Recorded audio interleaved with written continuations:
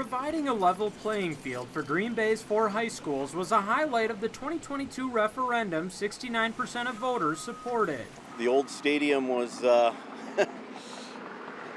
very run down, and now they got something they can be really proud of. At Green Bay West, where all the fans will be located around a new synthetic turf field and a revamped stadium, hasn't been finalized.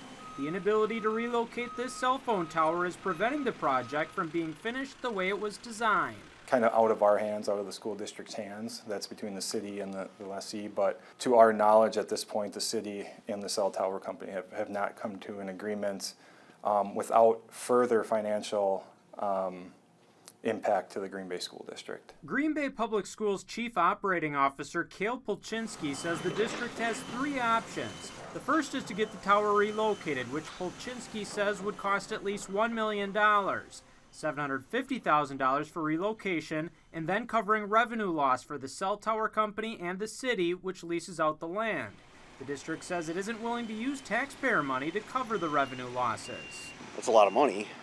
But we've come this far, so I don't know if it's, if I can say it's the right thing.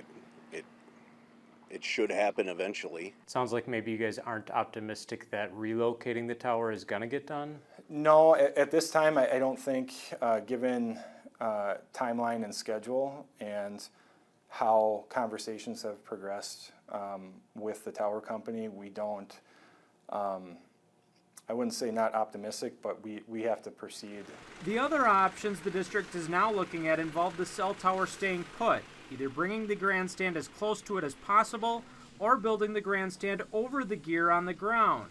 Both those options would affect capacity, but be more affordable than moving the cell phone tower, according to Polchinski. Either way, we're going to come up with a great solution, and it's not going to impact that stadium in a negative way.